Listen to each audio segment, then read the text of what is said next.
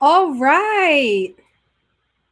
I just want to thank everyone for tuning in. The majority of you know me as Patty. However, I also answer to Sergeant Medina.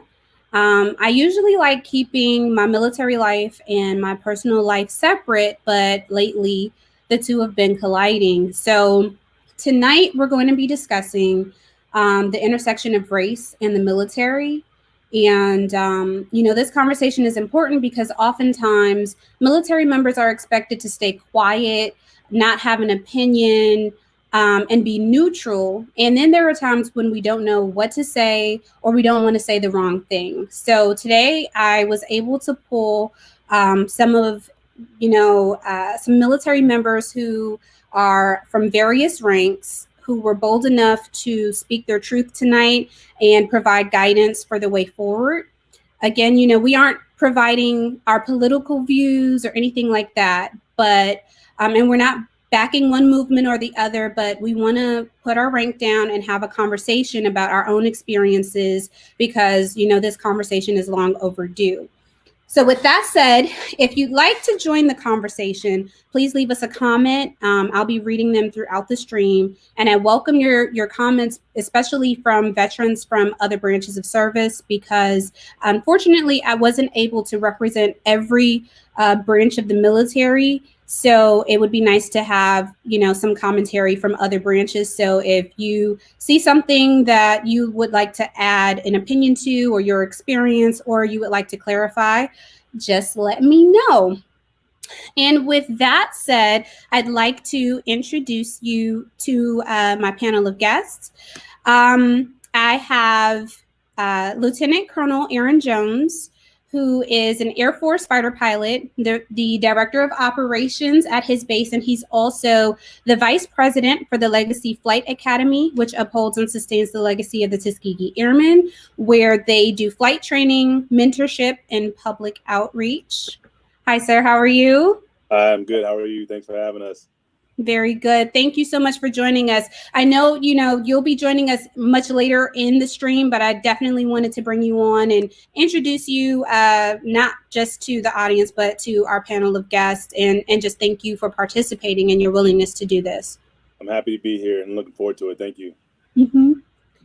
And then next we have a Chief Master Sergeant. He is Chief Master Sergeant from the Air Force. He is at Joint Base Andrews, and he is a very dynamic speaker. I've actually seen him publicly speaking about, generational gaps and bridging the gaps, and he cares about his airmen. And he is whenever I've seen him talking about these important issues, he's one person who I think people listen to and look to him for mentorship, and that's Chief Master Sergeant Daniel Robinson. So, sir, thank you so much. I appreciate it. Thank you very much for allowing me to take part in this panel. And then, of course, I have two other senior NCOs. They are Master Sergeants at Joint Base Andrews. And the other piece of this is that they're first sergeants. And this is a big deal because the first sergeants are responsible for taking care of their enlisted members. They can be counselors. The first sergeant duty is a special duty. And that job ranges from maintaining morale, readiness, health, welfare of their unit. That can mean financial management resources to possibly being a DD. Anything in between. They just are there to take care of their members. And they're the first person outside of the supervisor that's normally contacted when an airman is in need. And I have Master Sergeant Charles and Master Sergeant Vasquez joining me today as well. Hello, thank you for the invitation. Sergeant Charles, I can't hear you. I think you muted yourself. I did. Sorry, ma'am. Sorry. But no, hi, and thank you. It's an honor to be on here. Yeah. Thank you. And then I've got a recently separated NCO, and he is enjoying the civilian world. But prior to his separation, he was active duty Air Force. He was previously security forces, and he is currently one half of the podcast, As You Were, Gio Benavides. Hello. Hey, ma'am. How you doing? Very good. I'm so happy to have you. Thank you for taking the time out to do this as well. Thank you. I appreciate it. I'm very humbled that you had me on. So I'm excited. Absolutely. And then we have another previously active duty, now reservist, combat arms instructor, and now cyber surety, possibly Space Force whenever we get that together. And that is Sergeant Nick Bunch. How are you? Doing well. Doing well. I'm honored to be here, truly. Thank you for the opportunity. And last but not least, I feel like I'm treating my Army fellow kindred like a stepchild. It's all good. It's all good. So I've got a joint network maintainer and our resident Army expert. Also, he is a DJ. He goes by DJ Zay the Great. That's Staff Sergeant Xavier Hill. Thank you for joining us. Thank you for the opportunity. It's an honor to be a part of this panel. Thank you so much. All right, so I'm going to add a couple of you to the stream. Here we go. Okay, so with everything that was going on recently after George Floyd's death, silently, an article, a study came out from the Air Force that discussed racism and bias and how there was consistent bias in the Air Force, specifically towards Black airmen. And this study revealed that Black airmen were more harshly punished and usually more susceptible to being court-martialed compared to their white counterparts. And when I saw the study, I said, okay, well, I knew that. That's something that I think we've all whispered as airmen in the halls, but we've never really put any other thoughts behind it or done anything about it. But then I thought, well, I've worked for joint organizations a large portion of my career, and I can say it's not just the Air Force. Staff Sergeant Hill, I'll start with you, and we'll drop the rank. Xavier, we'll start with you. Being in the Army, what do you think of this study, and what do you think the Army can learn from it, or should they be doing the same study? The Army has done like an investigation across the Army with some Black soldiers getting punished more harshly than others through UCMJ, and it's like a broad. It's very vast. The margin is between the punishments amongst other races and Blacks. So it's crazy how George Floyd's death has brought a lot of this racial bias to light. I want to say better late than never, but this could have been addressed a long time ago. I'm glad that people are being aware and being aware about, the punishments and whatnot. And I'm just ready for a change, to be honest. I mean, across the board, everybody should be treated equally and held to the same standard. Right. Daniel, what would you say to that? Had you seen that study, sir? Yeah, so I have seen a study, and I think what it says about race in the armed forces, as well as other segments of society today, is again that U.S. military is merely a reflection of American society, right? And that we serve, and it's no better, it's no worse inside the military than it is on the outside or the rest of the country. So I think that bringing it to light is important. I think that we finally have a voice to put those issues on the forefront, because what we have been doing is that we just we learn how to deal with it, and I think that becomes rough over time, and now we are finally getting a chance to voice our opinions. So that's what I think about that document. Danielle, you're a first sergeant, and there are times where you have to carry out punishment, or you're in the room where punishment is implemented. Had you seen that study, and in your experience from being a junior or from being an airman to junior NCO, now senior NCO, what are your thoughts about punishment and minorities? Ma'am, I would honestly say I have seen it firsthand. I kind of knew about the study prior to being a first sergeant. And like you said, people have whispered plenty of times, that person, they did the same thing. But of course, the one that was African-American got the harsher punishment. I've been in that shoe before as well. But I can say recently, I've probably definitely seen something to where we've had airmen neck and neck with the same crime. But of course, the one that was African American got the harshest punishment. You can, being in that shoe and kind of just being a first sergeant, kind of asking the questions why, but just like Chief said, sometimes you've gotten used to it and you kind of just either learn to play the game, because it's kind of turned into a political game, and kind of just fight your battles where it's needed, in a sense, you know. Yes. And Nick, you've been active duty and now you're a reservist, so you have, you know, two components that you've experienced and could have potentially seen that type of thing happen. Can you share your experiences there? Yeah, most definitely. One experience that I've had personally is I was called a boy by my commander. I was getting moved off of deployment because somebody else dropped and I had to fill their spot. And I was walking into his office and he said, "I didn't say you could come in yet, boy." Just like that. And then, yeah.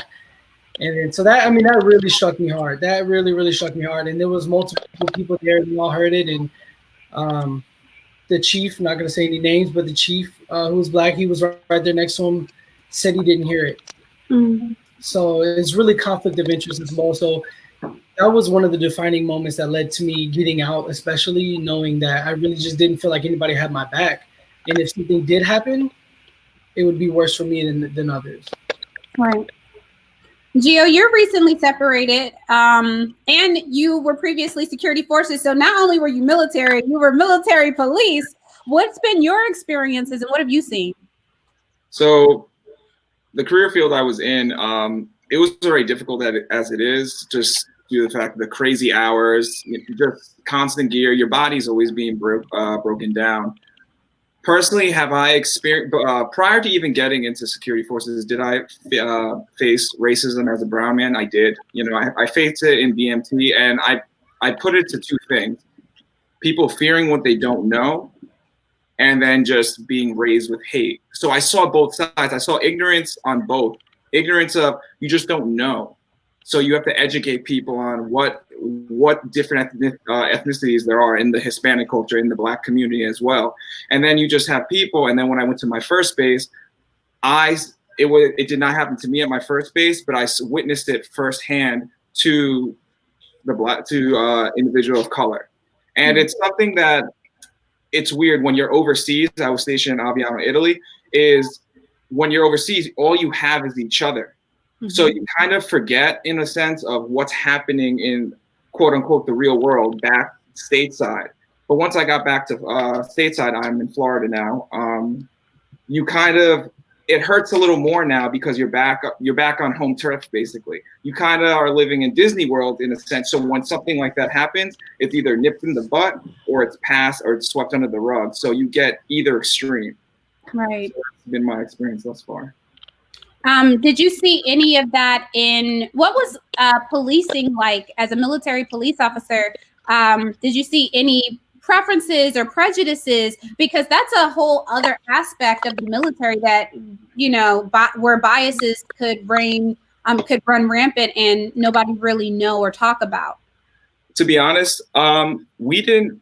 So a majority of the people I worked with when I came back stateside, everyone looked like me. They were Black or brown. You know, there was every ethnicity. But I just feel like it's just a comfort thing where you kind of stick to your own. I'm not saying necessarily it's a bad thing, but if I see a Hispanic, I don't know, I gravitate towards them. So if like an older Hispanic comes through the gate and they speak to me, it hits my heart more. It's just something that we are raised to do. But I always felt that through security forces, granted, everyone hated us on base, you know, because we got to give those tickets. But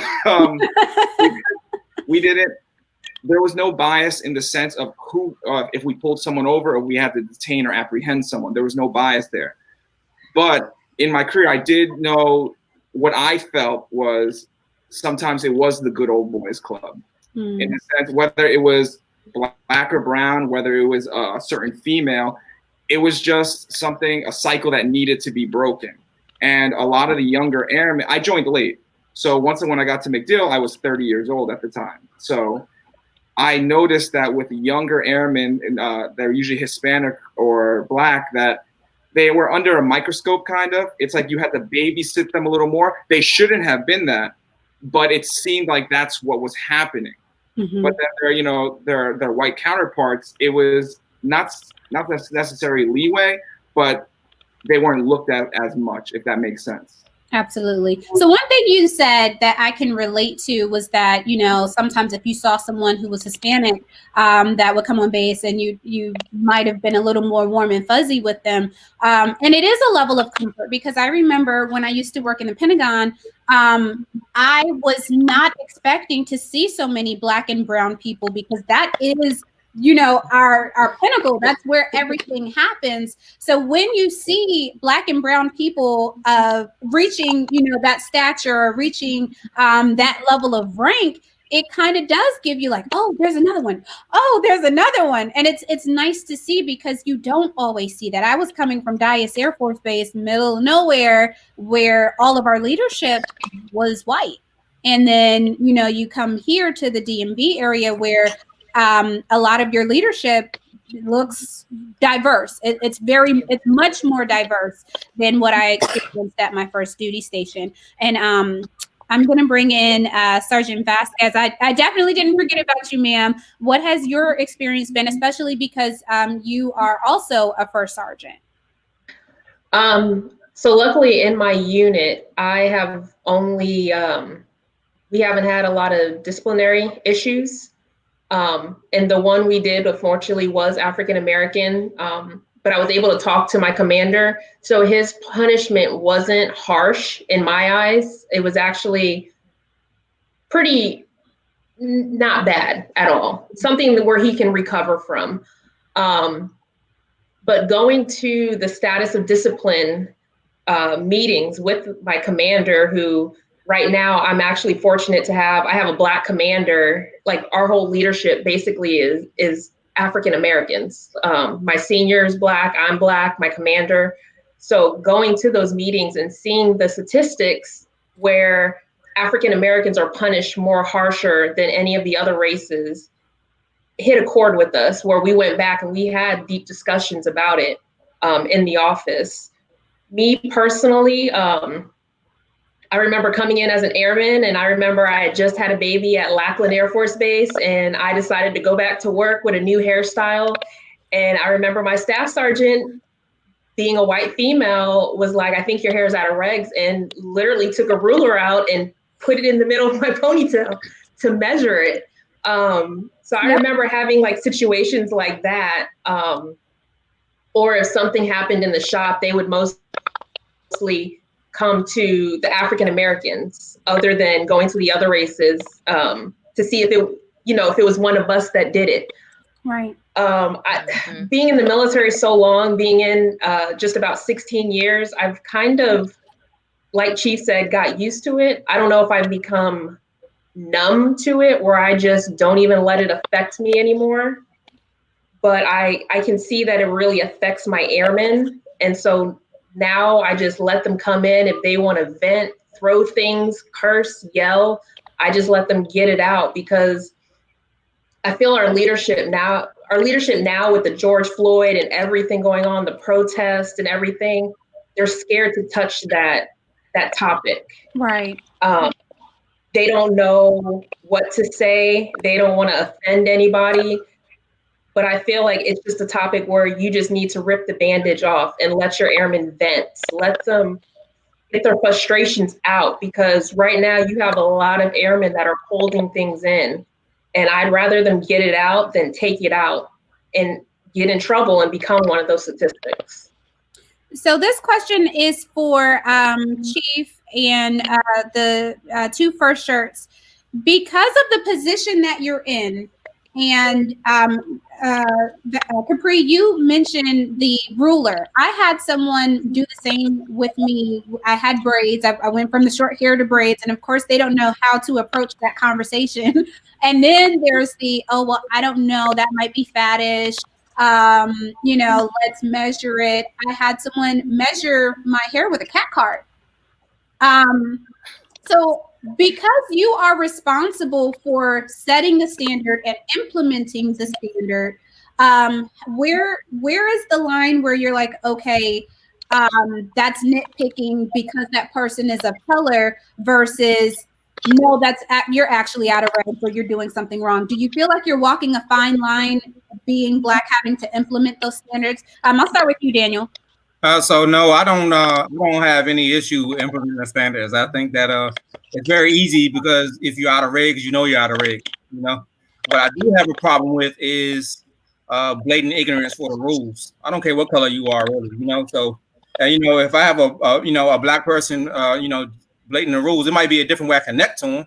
I might pull them in the office and say, man, you know, what are you doing? You know, or kind of getting that tail on a personal level. You know, so they understand that it's more disappointing to me more than trouble.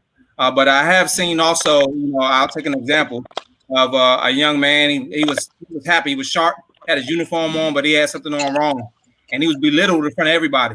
Mm-hmm. So instead of going to him and joining in that crowd, I took the person that was belittling him and told him a proper way to handle business. You don't have to be rah-rah about everything. You know, to embarrass, you know, and sometimes you do. Don't get me wrong. I'm not saying we're not in the military, but what I'm saying is that it's certain ways to handle certain issues. You can really tell when somebody's nitpicking an issue because it just seems outrageous. And if it seems outrageous to me, then it probably seems outrageous to a lot of people. And what I mean by that is it's all in perception. Yeah. You know, so perception is a big deal. And if you have a superior who's white and his perception is that is wrong, then I guess what you have to do is look into to see if it's wrong and give you honest feedback to that person to mitigate that issue. So yes, I have seen it, and how I handle it is on a personal level. Danielle and Capri, you both have the slick back bun. I cut my hair off because I don't even want to argue with anybody about my natural hair and what's in regs or what have you. When it comes to what the pressure that women, especially Black women or minority women, face with our hair and the bun and what's fattish, and you know, clearly we know hot pink nail polish is out of regs. But when it comes to natural hair and the verbiage that was in, Sergeant Hill, you can speak to this because the Army changed their verbiage as well. And now, you know, natural hair like dreads, braids, and twists, because for a while twists were out of regulation because it was not to be fattish. I'll start with Capri. What are your thoughts on that and setting the standard as a minority woman? So on that, I think it's interesting because actually when I went to my squadron, I've only been in one squadron, and it's Defenders. I had one individual who, she was African American, and she had kind of like a light colored pink on her nails. It was completely in regs. We looked it up. It was in regs, but our lieutenant kind of belittled her about it, telling her she was out of regs, she needed to take it off. And she came to me and she was angry because she was like, I've been wearing, this is the only nail color I wear because I know I can, like, it's in regs. And so I had let her vent, and I told her, I was like, well, go sit down and have a talk with him and explain to him, show him in the regs, like, hey, sir, this is what it is. You know, and try to get him to understand, because we see it every day. Everyone thinks that every African American's hair should be black when it's not. Right. You see people, you know, there's women who have blonde hair and that's their natural color. We have red hair, brown hair. It's not every African American has black hair. And it's just kind of like, you see, like males, for instance, they're so picky on how males should have their hair cut, but then you'll see a Caucasian member with the slick back or whatever, the side or whatever, and nobody ever says anything to them about it. But then you see a mini fro on an African American member, and it's a big deal. They need to go to the barbershop, get a haircut, not in regs. So I think it depends on who your leadership is, because a lot of times you do have those members who nitpick. Me, I wear my side all the time, and I had my own supervisor. He was literally sitting not even 6 feet from me, and I'm at the computer, and my side, you know, we have to have gel, and Most of the time it sweats out. So our side comes down, and my side bang had came to like right here. And instead of coming to me and saying, hey, you might want to fix your hair or something, he sends me an email. And I wasn't even I didn't even have my email up. And he sends me an email saying, hey, your hair's out of regs. And I'm like, sir, I've been working for 9 hours. And you couldn't get up and walk over to tell me like, hey, can you fix your hair? Or hey, blah, blah, blah.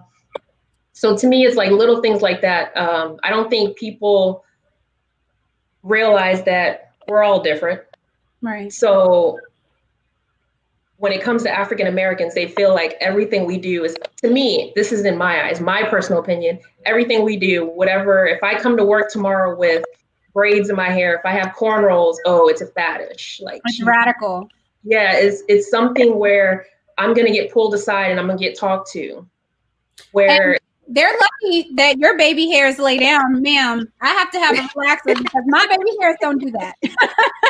No, this is just because I just did it. Give me like 30 more minutes. That's just like on on Friday, we went to some type of farm and we were outside for 30 minutes. And by the time we had left, my hair had sweated out, the gel had sweated out. So my hair was just everywhere. And I'm sitting there like, my commander and them are gonna say something. But my commander and them understood, like, he was just, I got back to my office and I had another function and I keep a bottle of gel in my office with some jam and some edge control. And I just fixed it up in my office. Yeah. So, I mean, people just need to realize it. And it's kind of like what Chief said, don't nitpick. You know what I mean? Yeah. I don't know why I can't say it right there. But, you know, and make sure when you're correcting somebody, make sure you know the regs. Because sometimes you'll get corrected and you don't even know the regs. Like the regs not even like, no, like it's 3 inches. No, it's 1.5 inches. No, read the regs and know what you're talking about before you come and correct somebody. Danielle? So hair is one of my favorite topics, surprisingly.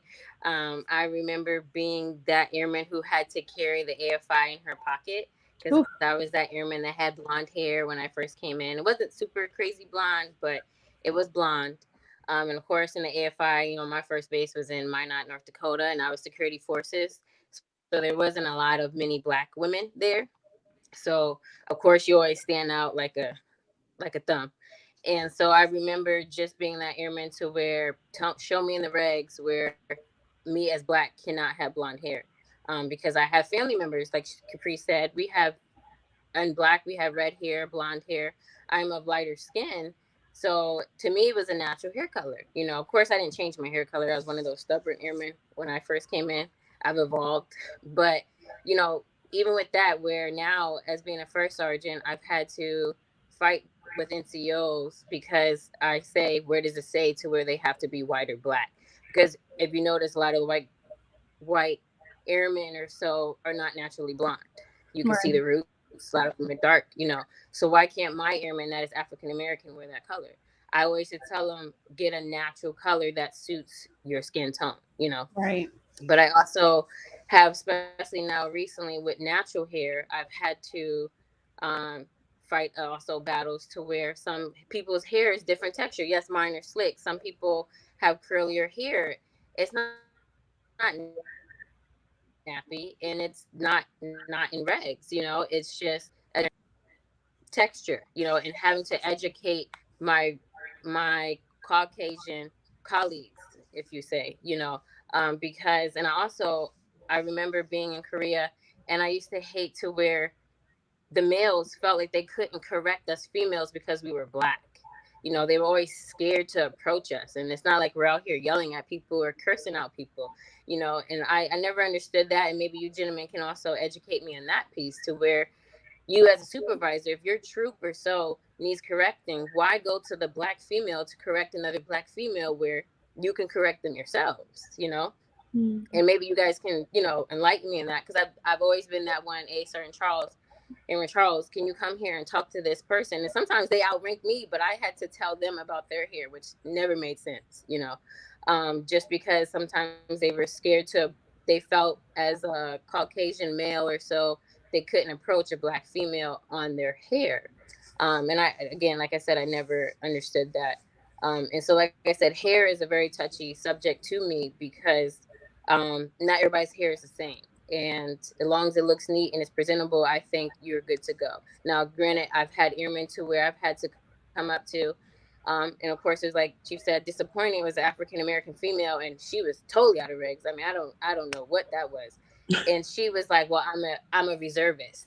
So no, don't let her do that. Don't do that. She said, "I'm a reservist and I don't have to follow the reg." And I said, and one, I wanted to go crazy, but I lightly just took her aside, and I said, "Show me in what reg does it say reserve or guard don't have to follow it?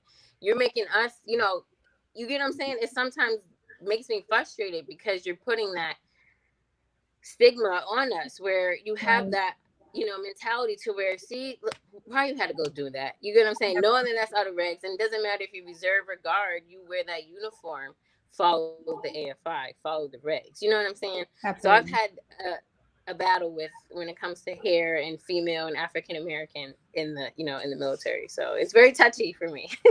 It's interesting. I would agree with you. I think sometimes white people, especially white males, don't know how to approach Black women when it comes to correction or hair or some of those things, some of those most vulnerable topics, because they're afraid that, well, I don't want to be the one to offend her. So if so-and-so agrees with me, then I know I'm right. I've, you know, experienced that as well, where I've switched up my hair, and one of the colonels that I actually respected walks in, and he doesn't understand how to like compliment me on the change. So he's like, "You got your hair did." And I'm like, "Sir, I don't even talk like that. What is that?"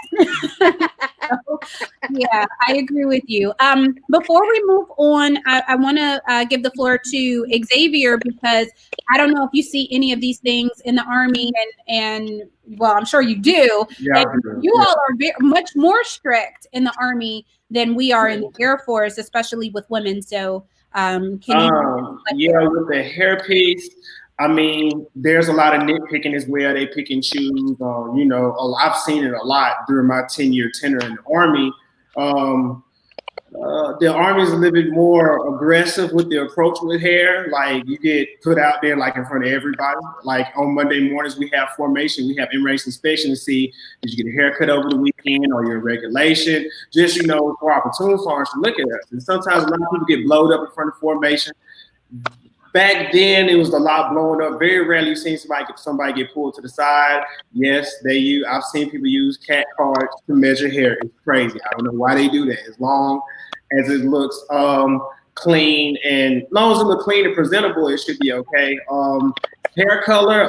One person came to work one day. I think this was when I was in Korea, and she had black. She was naturally black hair, but she dyed her hair brown, and it matched her skin tone.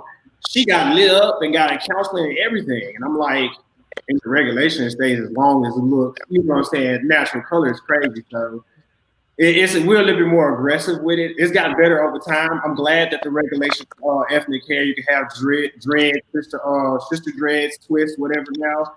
There's a lot of Black female service members who transition to those hairstyles just so they won't get, you know what I'm saying, ragged on by their leadership.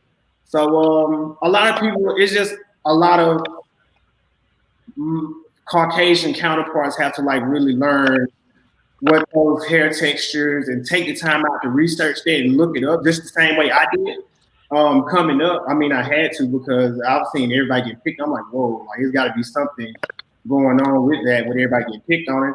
You know, there'd be some other soldiers that don't have their haircut for weeks on end, and their hair is long. And I'm like, who's going to correct it? Who's not going to make that soldier get a haircut?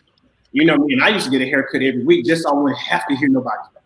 That's just how I was when I first came in. So I'm getting older and my hair grows a little bit slower now, so I get one every 2 weeks. But as long as I look clean and presentable, I really don't have any problems with haircuts. But the Armies, yes, they're really aggressive with the hair and in the regulations. So it's y'all like on like 5, like the Army's like 12 with that. So it's all about holding the standards and looking presentable and looking professional at all. Absolutely. So this intersection of race in the military is not new. You know, over the past few years, we've seen people get in trouble for making racist comments on their Facebook page, and then somebody goes and looks at their profile and sees that they're, at 125th, blah, blah, blah, group or whatever unit, and they end up getting separated from the military for those racially charged comments. Then you have from that to, if you go back to the Civil War, we had Black African Americans on both sides, Confederate and Union. I'm not sure that they volunteered for that, but they fought on both sides. Then you can go back even further. You can go back to World War I, where veterans served and fought, or African Americans served and fought, and then came back home and were lynched for the country they, in the same country that they fought for, and were not afforded the same rights as the people who they fought beside. In 1969 at Camp Lejeune, there was a riot because African Americans that were being held in the military jail were being mistreated, and that riot spilled over into the base, and there was one Caucasian person killed. And then there was the death of Lavina Johnson. I believe she was an Army member who died in Afghanistan, and Black female. I believe there was some insinuation that she may have been raped, and her family was told that she committed suicide, but never ever told how, why, or any further details. There was no further investigation into her death. And then right here in Prince George County, Maryland, in 2019 or 2018, possibly, I think it's 2018, 2019, there was a lieutenant, newly appointed Army lieutenant. His name's Richard Collins, who was murdered by a civilian white man, and it was racially motivated. And the charges for the discrimination or the hate crime charges were dropped, even though when they did their research, they found racist paraphernalia and memes and things on the killer's phone, laptop, and so on. And then if we talk about minorities and promotions, we already know what those stats are for Black people and for Hispanic people. Latinos make up 12% of all active duty. That's all military active duty, not just one branch, but all of the military. Latinos make up 12%, and that's up from 9% in 2004. So today, Latinos make up 12%, and recently, I believe there was only between 95 and 2016, between 1995 and 2016, only one Latino had become a 3-star general, even as the number of active duty Latino officers have more than doubled. So with all of that being said, and then you go to work, you know what's going on behind the scenes with George Floyd. And let's be clear, George Floyd is not the specific reason for the protest. He's the catalyst. He may have been the spark, but this has been seething, right, for some years now. So when we have, people having that water cooler talk, and they're like, I don't understand why people are upset and why they're protesting. And, they're sitting in this place of privilege where these things don't impact them, so they don't see it. And they don't want to talk about it in the military, because what does the military have to do with it? You're in the military, you're Black. Clearly, there's no racial issues. You're in the military, you're Latino. Clearly, there's no racial issues.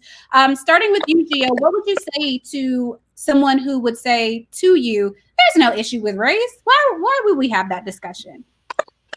So I've had this conversation numerous times with people, and it comes from, I'm trying to word this the best way without getting too worked up over it, is people that have that, I hate saying it, that privilege to say, oh, race is not an issue. Or if they say like, oh, just work harder, just this, just that, et cetera, is that there's that X factor that people, that Caucasians have that minorities don't.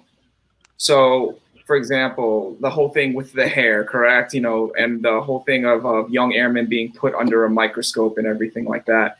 It's something that I feel like that Caucasian white airmen do not have to deal with. It's something that is just so easy for them. It's like getting pulled over. They don't get those nerves Or for example, the same thing, say if their commander or their sergeant is disciplining them, if it is someone that is white, it's almost like the fear, it feels like it's instilled over years and years and years of having to explain who you are, where you come from constantly. You always have to almost prove that, no, I'm not like them. Because it seems like there's this stigma of, if you're brown or if you're black, that you have to work hard. It's not a stigma. You have to work harder to get somewhere. So a lot of the times is people don't see that. White people do not see that most of the time. They just say like, oh, well, you just have to work harder. Or race is not a big deal. That happened so long ago. Slavery was not that long ago. You know, these things are not that long ago. People are upset about, the whole Confederate flag thing. Well, that wasn't that long ago, but yet you're holding on to it as well. Like, oh no, we shouldn't get rid of the flag. It's these things that people have the privilege to not worry about. And that is the main issue, is that they have the privilege of not worrying. Nick, you're working on starting diversity classes at your current base. This is a part of that. What would you say to those members who would say that race is not an issue in the military? Yeah, so me and some of my leadership, we're starting a unconscious bias and plain and simple white privilege, male privilege class, talking about that with the local professor at the college. And it sucks to have these conversations because you live it every day, right? And to me, it's like, I see it, I live it. I'm tired of talking about it, but I still do because I have to, because I feel like it's my job to educate those who don't understand, especially those who actually acquire knowledge and they actually want to learn and grow. Of course, I will do what I can, but I still live it. We still live it. Mm-hmm. So I do hope these classes that we're starting, it's going to be 2-hour blocks, and I hope it people are open. That's the main thing. People are only going to receive what they want to receive, how they want to receive, and when. I just hope they're going to be open enough to learn something from it, and we can all share and have open discussions about it. So we'll see. Xavier, what's going on with the Army? What kind of water cooler talks are happening, and how would you respond to that? There hasn't been any talks about what's been going on with that's scary in the country. None of my leadership has really spoken on it. So I approached a senior field grade officer. He is of African descent. And I asked him, I said, sir, how do you feel about everything that's going on in the world right now? He says, BS. It shouldn't be happening like that. It's not right. And I was like, well, would you want to try to address that to, somewhat? And he was like, what can I say? What can I say to a group of people? Some are disgruntled and not satisfied how the way the world's going. And what can you say to a group of people that don't have no worries or no problems about race? What are you going to say to? He said, what are you going to say to a group of people that has been born from birth to 4 years old, they're home with their parents, and they see everything with parents. And then they go to school, and these people feel like they're already privileged throughout the history and the education system and all that. Teachers like they've done this and all that, and with Black people, we only get Black History Month. We get the typical George Washington Carver and the MLKs and all that. We don't get that broadened history about us, but we get history about everyone else. We get a little Hispanic heritage, and then it's like mostly most history about white people and how they came upon this country and whatnot. So he was like, what do you say to them? And he asked me, and I was like, I wouldn't know what to say either. It's how I would address it is like how I would put it out there. I would pretty much, like most of the Black soldiers, feel some type of way about it because nobody has said anything about it. And I told him, I said, maybe it might not have been no guidance to be put out to know what to say about it yet, or people wait for it to breeze over. I know some people say, well, we're in the Army. It doesn't got nothing to do with us, so we're good. We get checked on the 1st and the 15th. That don't sit well with me at all, because this is a global issue. You know what I'm saying? It's more than just politics at this point. Right. So it kind of sort of, he was like, it kind of sort of makes people pick a side. Right. You know, and they can't really take a stance on, yeah, we're for the movement and what's going on, and let's stop systematic racism. And just some people's like, well, we don't have to really worry about that. They don't got nothing to do with us. Or I'm not black, you know, so I don't have to deal with that. But rather for those people that are not black to show a little bit more compassion, because I have had soldiers who had family members or friends got hemmed up, arrested, died during the protest, got shot, and a whole bunch of things that tied into that. And that plays into the emotion, it plays into the psyche. When people go to work, they act like they don't think about this. Everybody thinks that, mostly in the Army, which I've seen, we put the uniform on, the outside world doesn't bother us. And it just don't sit well with me. But I would just hope that people would be more conscious to what's going on and show a little bit more sympathy towards, you know what I'm saying, black people, and really just unify and just really come together. I mean, it starts with, it can start with the military, but it's kind of hard when nobody's speaking on it, senior leader wise. And that actually, as you were saying that, I said that that's scary. I actually, even if it's uncomfortable, I like knowing the conversations that are being had, because then I know how to address it. Or even if I don't want to address it myself, I know how to frame it so I can take it to a senior leader so we can address the issue. But when it's like crickets, then that means the conversation is being had. It's just not being had around you. There's not like, there's people, like I said, I've had soldiers come to me and be like, why hasn't anybody spoken on this? I said, well, maybe give it time, or they have to find the angle on how to address it. But they was like, there's black people in this formation. There's black people in this unit.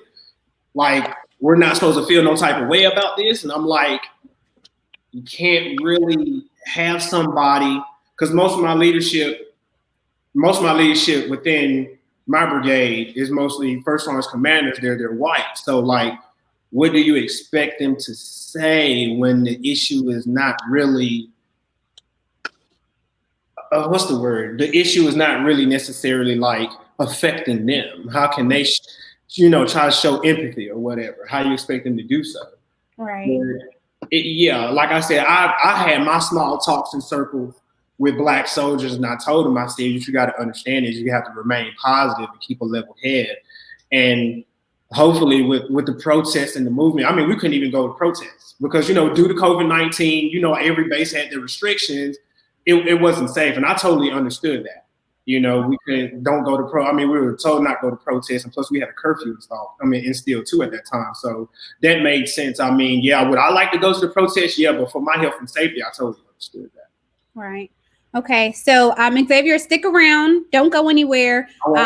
I'm going to bring back on Sergeant Vasquez, Capri, because I want to address this question or direct this question to our senior NCOs. I've been in for 15 years. I started off active duty, and then I transferred into the reserve, and now I'm in the Guard, and I'm back on active duty orders. And I can say for the past 15 years, I've had some form of diversity training. And I would say things are a little better, in my opinion, than they were a decade ago, or when I joined in 2005. But from your perspective, in the years that you've been in, and all the diversity trainings and the variations of diversity training, right? Because we've had all types of, at first it was like, I don't even remember the names. They've changed names as well. But would you say that in your years of experience, you think that the diversity trainings are effective? If not, what needs to change? And Daniel, I'll start with you. Did you say me? Yes. Okay, sorry. I thought you said Danielle. So do I think there are enough? So no, I don't think there are enough. I think they touch on a issue that needs to be had, but I don't think it's enough. And we have to understand this is a complex issue, right? So it's not something that you can just throw a class on and expect people to understand. Oh, okay, so here we go. We did some diversity and inclusion training, and next thing you know, I'm black people's best friend. I don't think that's the way it works. I think it's about getting to know people in general, getting to know about them. That same relationship that we have to build with our airmen, our soldiers, our Marines. or whatever it is relationships we need to build with each other, regardless of rank. So the question is always posed, what is the Air Force leadership doing from flash to bang? And there's a lot of things that they were doing. I'm lucky enough to sit in a panel with Chief Master Sergeant of the Air Force and other senior leaders across the Air Force. And weekly we discuss on ways to get after this. And things are happening behind the scenes. We have to understand, while we have our platform, we still have a way to get after it, because we're not just, even though everybody on this panel is Black person of color, we still have airmen to attend to of all races. So we are also expected to include some diversity and inclusion in our own makeup. And right now it's hard, so to stay on topic, because I'll go on tangents. No, you're fine. You're fine. Your question. Do I think there's enough? No, it's not enough. It's not enough at all. I think that it's almost there to show that something's being done about it, but obviously it's not enough to where we are. I mean, you hear the stories. Look at the comments that are had. I'm looking at a comment right here from Neo saying, about how we treated at Lackland. So right. So it's happening, and it happens. I have my own personal experiences. Some people on here know my personal experience, like John Duncan that's in the chat. He knows exactly what I went through. So I think being an example of going through something and seeing how you can come out on top is more powerful than any diversity or inclusion training that you can ever go to. Very good. Very well said. Capri, your thoughts, ma'am? Well, I mean, Chief basically said it all. I don't think it helps. I don't think any of the trainings help, because I feel like it's like suicide awareness or sexual assault training. We're just sitting through another training just to get that credit. And then we're going back to the office, and it's going in one ear and out the other ear. I think that people think that when situations happen that we're just, African Americans are just sensitive. Like, oh, you're just being sensitive. Just get over it. I don't know if you guys have ever heard Chief Wesley talk. I sat through one of her briefings, and her briefing was amazing. I absolutely love sitting through her briefings because she keeps it real. Like, she lets you know. She doesn't sugarcoat it. And I feel like a lot of the trainings that we do get, it sugarcoats things. Right. It doesn't tell what's actually happening. I remember when I was deployed, the whole, oh my God, Tech Sergeant Lovely or something, and Nellis, when she made the video about about her Black coworkers, the women, how they had attitudes. And that's what, unfortunately, African American women are perceived as. We're perceived as having attitudes, the angry Black woman, having the RBF all the time. I was accused of it in ALS because I don't always smile, and everyone always thinks I'm angry. When I'm not angry, that's just how my face is. I don't smile all the time. I don't think the briefings help at all. I don't think the briefings are real. The briefings are just something that they research off the internet, and they put it together on a slideshow, and they expect everyone to understand when they don't understand. It's just another credit, another CBT that they click through, or another briefing that I sit through that I'm not listening, and I'm not getting the real information. I'm getting the sugar-coated information. Yeah.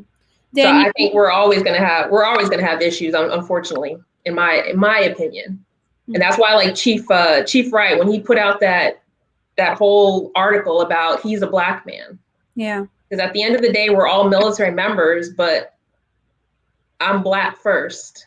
So yeah. I saw some of the responses to that article, and I was like, "Ooh, I mean, it's kind of like when we had President Obama, and everybody's like, "Oh, racism's over. We have a Black president." We had a Black chief, and some of the comments from military members under that article were very telling of what the culture is in the military today. Before we bring on Lieutenant Colonel Jones, Daniel, I wanted to get your opinion. Yes, but like Chief and Capri said as well, I just want to say, because we wear this uniform, people have to understand it's still just a job, right? Mm-hmm. So you're not really going to change people sometimes, because I remember going to one of my bases, and they had a rally, and we had members that supervised me, part of the KKK, right? So you think about working with somebody every day, they're supervising you, but they also are a part. Now, granted, in the military, you can't be actively, but you can still support it and still have that mindset. You get what I'm saying? Mhm. So you're sitting here looking at these people. Granted, they end up getting out the military, but knowing that I worked with them for months, knowing how they feel internally, you know what I'm saying? And it's emotional because sometimes people just forget this is still being in the military is just a job. People are going to be racist, join the military. You get what I'm saying? People are racist, join the police force. You know what I'm saying? It's how we as a community, how are we going to fight this battle together as a team, as Mhm. united, and not to where when we face it with work or our coworkers, not let it tear us down. You know what I'm saying? We have our moments. Yes. Have I cried before? Yes. Being the only Black female sometimes, but in a sexist career field and with white males. You know what I'm saying? Yes. But will I let them see me tear down? No. You know, Mhm. and that's where I go to my fellow colleagues and like, girl, you can't believe this. Like, I go to Capri all the time. We'll talk. You know what I'm saying? Because you got to go to your fellow people and be like, I can't be the only one going through this in this military today in 2020. You know what I'm saying? What I went through in 2005, 2006. You know what I'm saying? It has evolved, but yeah, it's still there strongly. And so, as now being leadership, I make sure I mentor my Black females because I didn't have that mentorship coming up. I was that angry Black woman, you know what I'm saying? Angry Black airman, you could say, or, oh, I don't want to talk to her because she might curse me out, you know, that stupid stigma, you know. So I make sure it's my duty as now leadership to look out for mine and make sure I mentor them and make sure that I guide them and lead them to where they could be in positions where we are now to continue to lead our Black airmen. You know what I'm saying? And granted, white airmen too. I'm not just taking them out, but I want to make sure that my people shine as well. You know, because there's a lot of times that where we wasn't able or fortunate to have an opportunity, now we do, and I want to make sure my people succeed. Perfect. Okay, Capri and Danielle, I'm gonna remove you guys so I can bring on Colonel Jones and bring back Xavier. But please stick around because I still want to talk to you all and get your final opinions as we wrap up as well.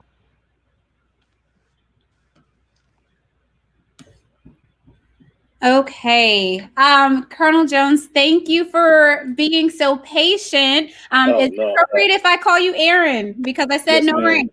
Okay. No, that's fine. That's fine.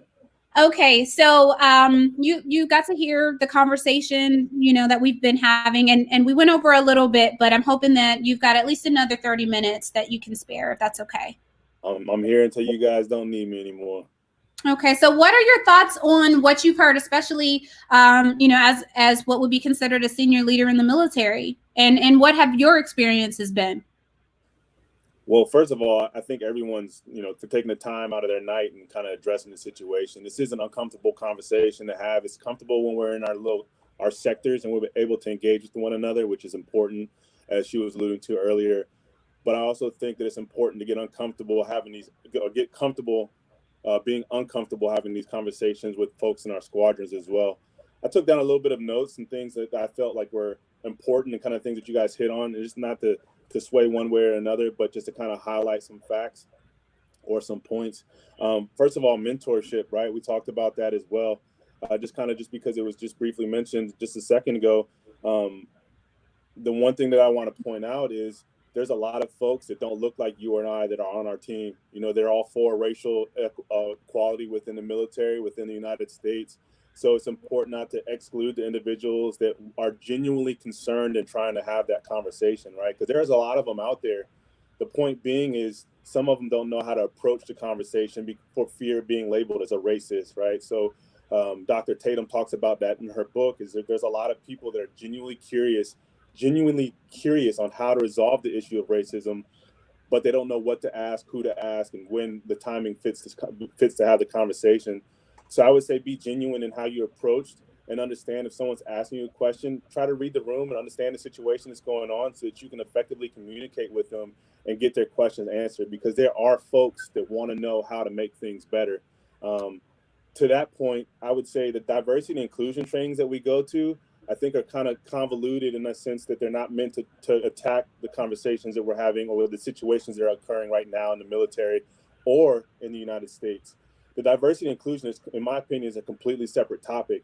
We're talking about racism here and the disparity between racial bias, explicit and implicit biases that have affected the way the article addresses, like the article addresses on how folks or people of color are unequally administered non-judicial punishment. That's where the briefings aside, in order to effectively handle this issue, I think it's important to have conversations, not briefings, not trainings, but genuine conversations. And it can be in large groups, it can be in small groups, it can be allocated from the schedule, or you can find yourself at the water cooler, right? Because that's where all the world's problems are solved, at the water cooler. But I think they need to be conversations and not one-way trainings. And there's many ways you can do that, and there's many topics that you can address in order to facilitate those conversations. But the conversations are what need to take place, and they need to be two-way. We just started doing this in our squadron last week, where we actually broke our squadron into 2 different groups. And we started out with what one would think was training, right? Some of the resiliency training techniques, so balance your thinking, which addresses some confirmation biases. Very surface-based explanation of what confirmation biases are, but nonetheless kind of breaking open that can so that we can get the conversation going. Once you get people talking about it in a free-flowing conversation, we wore civilian clothes. Nothing else was on the schedule for the remainder of the day. Like, that's all we were there for. All we were there for was to have conversations. I think we got a lot out of it, and more than I was expecting, because some of the feedback said, hey, we need to do more of these. And understand that our squadron is a very mixed or diverse unit, just based off of what we do. But the fact that people are willing to sit down and have these conversations and anonymously are saying that's what they want to do just shows us that we're going in the right direction. We're going to follow up with that and see what we can get. But I think it's important, to wrap it all up, to make sure that we're having those genuine conversations, whether it be dedicated time or just amongst your peers within the squadron. I don't want to take too much time wrapping those thoughts up in those points, but those are some of the big things I just wanted to highlight. Again, I took some notes, and I'll talk to more as much as little as you guys want me to. I don't feel like I'm the end all be all. These are just my ideas and thoughts on how we can make things happen as a community. From a senior leader perspective, it's really about equality within everything from gender, race, ethnicity to rank. All right. If you can't display the same amount of rank for the general as a private that's underneath of you, like you're doing it wrong. You should be able to have the same amount of respect, the same customs and courtesies for the folks that are above you as the ones that are below you. Because at the end of the day, we all put our pants on one leg at a time, or at least most of us do anyways. So I would say that to just make sure that you're sharing that equality amongst everyone as far as the respect goes. And then the last piece that I'll say before I just kind of quiet down a little bit is the exposure. Being a black fighter pilot, and I've got stats that can back this up from the personnel perspective here in the Air Force. I'm one of 35 black fighter pilots that identify as black within the Air Force. How do we solve that? How do we solve racial inequality? Really, it starts with just being a face, getting out and showing people who you are, being that the random black guy that walks around in a flight suit that folks have never seen before, or having these conversations. You got to be able to open yourself up and not hide in your little bubble, show up, do your thing, go home. But if you really want change, you have to be the change that you want to see. And sometimes that's a little bit more than just getting out and talking, but actually engaging with folks and being a little bit more directive. So that's what I have for right now. I'm just happy to be here, and I'm really enjoying you guys' conversation. Well, I'm excited to have you a part of the conversation, and you actually provided some common sense solutions. So I definitely want to keep you around as we progress in the conversation. We do have a comment that I would like to read and get everyone's feedback, starting with you, Daniel. And that comment is, so one of the problems I see is all this is coming from African Americans. Like you all said, we need to change. We know where you stand. Is there a way to get a white wing group or squadron commander to voice this message? It seems like if an African American is portraying the message, white people can't or don't relate to it. To me, it would reach my race better if it was coming from a white person, unfortunately, at least at first. Okay, so that's a good question. And I'd like to give a shout out to Jeremy McFall, because I know him personally. And I know where he stands. I know his heart. I know his soul, the whole 9 yards. So it's a good point, because it's an issue that needs to happen. And my response to him was that we want others to speak up. We want white squadron group chiefs, commanders to speak up. That's the whole point of discussion. Saying having those discussions is like Colonel said right now. So we want to have those discussions, and how to do it. I guess what we have to do is we have to start at the grassroots level, because this is uncomfortable, like everybody says, uncomfortable for some. And I don't know if it's just me or if I'm Chatty Danny over here, but I don't mind having these discussions, and I'll have them as long as I can, and I don't think I'm ever going to let this die. But what I think we have to do is that we're waiting for everybody else to have a discussion, and when we can have those discussions right now ourselves, just like we're doing right now. I don't think anybody's opposed to having meetings with people of other races or other ethnicities or other opinions. On my page, I'll post something, and I'm waiting for the dissenting view from it. I'm waiting for another perspective. I respect other perspectives. I don't think that everybody has to agree with what we're saying or how we feel. But you will hear us and you will understand. I think for me personally, as a man, as just a black man, I demand respect. I demand love. I demand understanding. I demand a whole bunch of different things, and I'm sure as a man on the other side of the fence, what I mean by a man on the other side of the fence is a white man, I'm sure they expect the same things. So how do we come together and bridge that? And I think, just like the Colonel said, it happens through discussion. And having these forums, yeah, we would like you to have forums. So that's a good question to ask that person. Why aren't we having these forums? Why aren't you speaking up? Because naturally what happens is you have people like Jeremy who do speak up. I mean, here he is right here on our chat right here, right? And he is speaking up. And that's a little gold nugget that we can build on right there, Jeremy. I know you're listening to me. So that little nugget that you just posted is the beginning of having those conversations, because sometimes people are only waiting for you to start. They're waiting for somebody else to start. And I want to make a point on that. There's a video. This has nothing to do with this point, but there's a video out there of a guy that's dancing all crazy, and it talks about how to ignite a movement. He's dancing all crazy. He looks dumb, really. Right? He's doing all these dumb dances, and then somebody else gets up and starts doing these dumb dances with him. Next, the whole field is doing this dumb dance. And I mean, it looks ridiculous. It looks horrible. Nobody understands it. But he sparked a movement. He sparked a movement because he wasn't afraid to get up and start doing that weird looking dance. And all it takes is one or two people to start with you, and here we are. So shout out to you, Jeremy, on that. I understand what you're saying, and it's good perspective from the other side of the coin. Gio, Nick, do you have anything to add to that? I do, actually. So for Jeremy McFall's, sorry, it's my dog. You're fine. On his comment, I agree that there should be another person on the panel that could be that is white. But at the flip side of that coin is that when white individuals are asked to speak up about certain things, sometimes it falls to deaf ears, and that is that privilege in a sense of you can stay quiet because that's not my issue. If someone wants to speak up on it, I'm on this panel. I'm not a black man. I am my ethnicity, I'm Puerto Rican and Colombian, and I'm very proud. Before I joined the Air Force, that is who I am, and that's who I will always be. To have this conversation, you have to be willing to stand down and be like, hey, I'm white. I want to talk about this. I want to start this trend.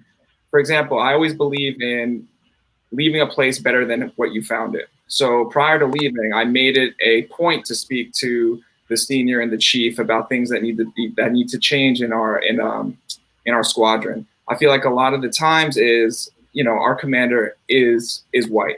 When he comes and does his post checks, or the chief comes up, always asking, hey, how was so-and-so, asking about this country song or asking about this, relating to people who are white. I'm not saying you have to listen to a Pop Smoke album or anything like that, but a lot of these urban kids are not going to exactly. A lot of these urban kids are not going to relate to that, whether they are Hispanic, whether they are black. You have to find a way to bridge that gap. You can't expect a young airman to be like, After the chief comes, everyone doing well? They're going to give the generic answer, yes, sir. You have to learn and stop. Not that everyone's looked at as a number, but the fact that, yes, these are human beings, and everyone, but we all bleed blue that are in the Air Force. But you have to learn that we all are different backgrounds, and that's how that conversation builds. It can't just be something that we do like, green dot training and sign off on after. It has to be real conversations face to face. And I feel like that is something that is lacking, and it starts there. And then once some white people feel comfortable in that conversation, then it could bridge to something like you have here, Patty, in the sense of having a panel and being open to discuss these things, because you know what? You took the first step in the right direction.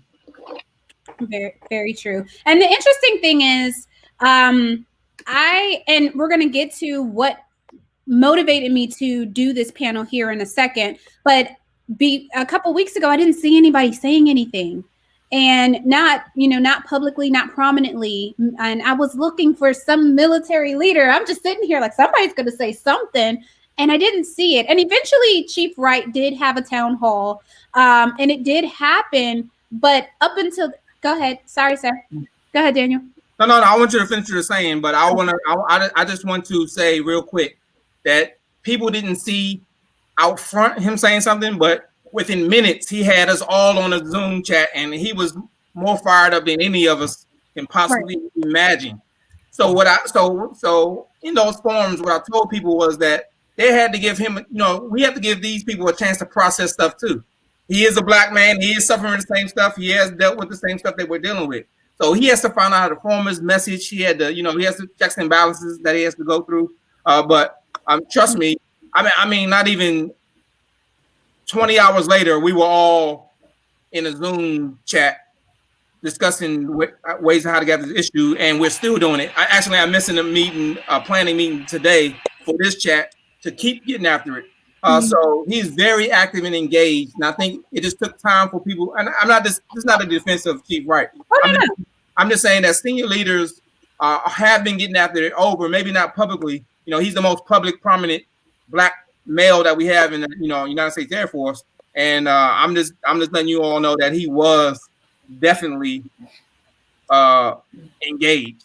Even had to probably tame himself some so he can deliver a message that's inclusive to everybody. So I didn't mean that as a slight to him. What I was actually getting at is I'm an NCO and eligible for senior NCO now. I finished NCO Academy, so so I thought to myself, I'm over here looking around like, who's gonna say something? And then I was like, I have a platform. Yeah, right. I can say something. So it only takes that one spark. If we're looking for somebody to be the person that's like, okay, I'm gonna say something, I'm gonna speak on behalf of or speak up, and you're waiting, you may wait forever. And I don't mean that to put any type of accusation on Chief Wright. He has to speak for everything that happens in the Air Force. So it wasn't even that I was waiting for him to say something. He's always been out in front of a lot of these things. It was just that I was looking for somebody else other than me, because I was waiting for someone to say it's okay. Right. I said, you know what, if I'm saying I'm ready for that next rank, and eventually I want to commission and be an officer, how can I do that and be comfortable in saying that? But I'm afraid that if I speak out, I'm going to get in trouble for saying something. So that's how this panel came together. Yeah, and I apologize. I wasn't getting on you for talking about that. I'm just saying that a lot of people are waiting for senior leaders, and that's what I keep bringing up. We don't have to wait for anybody to have a conversation, and I think that I saw a lot of posts saying, when is he going to talk, or when is the chief of staff going to talk, and when is this person going to talk, when is this person going to talk? Well, I just turn it back and I deflect. When are you going to talk? So I applaud you for having this panel. When you called me, I was excited. And I think it's great that you're doing it, and you are also serving as a catalyst to everybody to use your platforms. And what you're doing right now is grassroots level work, and many people are going to benefit from it. And if we can expand that, it can only get stronger. So I appreciate you. That's what I was pretty much trying to say. Yeah, So, be the change you want to see, and I think you're doing that just by hosting this on your platform, just to echo his comments. And I'll say I think a lot of it stemmed from people not knowing how to spark that change, right? A lot of people were concerned with everything that was going on and the uneasiness and the unrest that was ensuing, specifically in the military as well as it was starting to unfold. A lot of people don't know how to protest. A lot of people don't know how to voice their opinions when it comes to political nature, because we've always been told once you put that uniform on, then there's just certain things that come along with that. I would venture to guess that very little people or very few people understand that there are DoD regulations, and each military branch has their own specific AFI or Army regulation that governs what you can and can't do in the military. I think a lot of people only know that you can't go to a protest in uniform, and it's more to it than that. And so I think that's where the hesitation came in from the senior leaders was, okay, what exactly can we do? What can I say? How do I approach this without coming off political or things along those lines? I think that's where the hiccup was for that. But once Chief Wright broke that bubble, once General Brown and the General Goldfein, once they broke their bubbles as well, I think that's when it started to unfold. And I am seeing it from the white commanders' perspective as well, as far as them starting to engage in those conversations. For us down here, it actually took, I don't want to say he was the sole reason why it happened. Maybe he was, maybe he wasn't. I don't know what's going on in the background. But he went directly to the wing commander and asked him, why aren't we having these conversations on base with everything's going on, as a black captain, to just cold cut approach the wing commander that way. I thought that was pretty courageous as well. So, you got to be the change you want to see. And I think you're doing that. I think he did that by sparking the conversation. And I think once people figure out what it is that are the roadblocks and limitations, and we figure out how to get over those, you're going to start seeing more and more people take advantage of that. Okay, Nick and Xavier, to you guys really quickly, and then I'm going to share 2 videos with you all, and I'm going to ask you guys your feedback, and then I'm going to swap out and bring back Capri and Danielle so that they can share their commentary. Nick, you first. So when it comes to what I have that unconscious bias training coming up, talking about things, my main goal was to have conversations, because we've all been in the Air Force long enough, or the military long enough, to know how these briefings and CBTs and all that stuff work. And my main goal was to have conversations, have an outside source, not military, come in. At this point, it just needs to be funded. It's only $2,000, but have it off base, have it in civilian clothes, and just have a discussion, like have the stats and the facts, and we can talk from there, right? Because if you lay out the ground, what it is, you can't dispute numbers and facts. And then we could talk about how we feel. How does this make you feel? Do you not understand this? And I think that is the biggest change, because if you can reach the heart of people, that is how you effectively create change, right? Because once you change your world, then you effectively change other people's, right? Because we're all in our own world, we're all in our own bubbles. But if I can affect you, and if I can inspire and plant seeds in your world, then you can affect others the same way. And so having this with my white senior as well, me and him are the 2 that are setting this up. I think it's going to be huge to see him taking such an active and leading role in this, and having a lot of my unit, which is predominantly white, see this, my commander and my chief and everybody, they're going to have to say something as well. So I'm just hoping it invites good, constructive conversation that people can share an understanding and learn from each other. I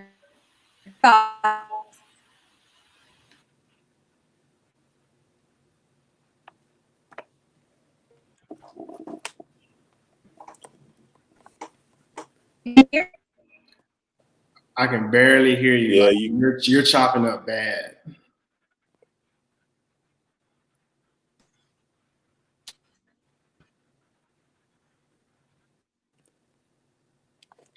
So was that Nick? Was that Xavier, he wants to know your thoughts. My thoughts. Well, on the Army side, like I spoke earlier, nobody has really said anything about it. I would say, doing the same thing that you guys are doing is have people actually sit down and have a conversation about it. For those people that don't feel comfortable, because this is a very uncomfortable topic that we're discussing, and it's not a conspiracy. It's right in people's face. People see it. Most people see it, and it's very apparent. What just have to be is just people that want to talk about it have to really like just step up and really say something, because you like it's been said, you want to be the change that you want to see, you know. And the conversation really has to come out of love, because there's a certain group of people that's been affected by it, and if you really honestly want that change to happen, you want to be a part of change, you want to be a part of history, you want to be a part of that. So pretty much just it really just having an icebreaker. I mean, that's just what it is in my situation, in my battalion right now. Nobody said nothing. Somebody has to really come and break the ice. More like, I think it might be me and that senior leader. And I know the Army does a lot of voluntold things, but if you want to come and be a part of the conversation, you should want to come on your own free will. And, you know, just be comfortable. Well, break the ice and, you know, say, speak what's on your mind. Because there's a lot of people that's not Black or there for the progression of, you know, to kill social injustice in this country and the military as well. So the conversation has to be really in a very comfortable setting. It has to be out of love from everybody coming together. Absolutely. How do I sound now? Sometimes good now. So if at any point I break up, I'll probably leave the stream and re-enter. So if you could just keep the conversation going, I'll just join and pick back up right where we left off. So I want to share a video with you all, and we're getting towards the end of our conversation here, but I want to share what initially caused me to want to say something. And this first video is of and I'm a guardsman in the Maryland Air National Guard, but I work at the National Guard headquarters.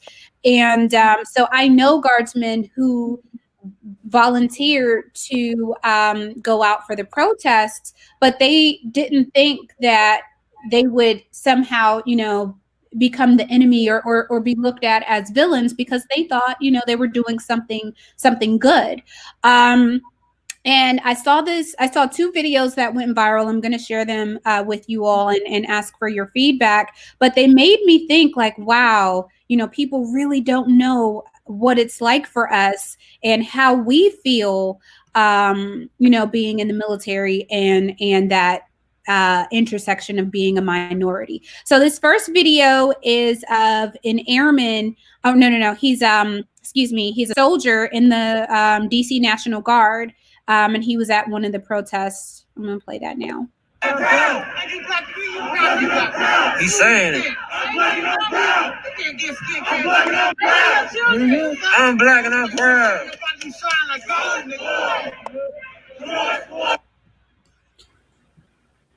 Okay, what are your thoughts on that? And before I'll go with Daniel, I'll start with you. But when I saw it, I was actually moved to tears, because he was saying, it epitomized everything I was feeling in the uniform, in front of protesters who you can relate to and who you feel that pain with, but you have a job to do, and chanting that. What are your first impressions on that, Daniel? My first impressions are I love it, because I too am Black and I'm also proud to be Black, and I think there's no shame in that. And I think by him chanting those words showed the crowd that, you know, that we also have a living to make. And it's the same thing that goes with, you know, with police officers and other professions that are on the fire right now. But it showed me a sense of pride. It also hurt me at the same time that he has to do that, you know, because we all know the ramifications surrounding, you know, why the guard was out there. So that's a whole nother story that we're not going to touch on in this panel. But it was a sense of pride, a sense of hurt, and also he became a beacon of what it means to be Black in a uniform. And I shared that immediately after I saw it too, and that's how it made me feel. Aaron, your thoughts? I mean, I thought it was good to see. It's one of those things where you definitely have to walk a fine line. I don't think he did anything more that was inappropriate there, because he still held his position. He was just going along with, I mean, he didn't voluntarily show up there to be part of the protest. He was there, you know, executing his directive. and in doing so was there just chanting something that was a part of the crowd, right? And it wasn't meant to be exclusive by any means.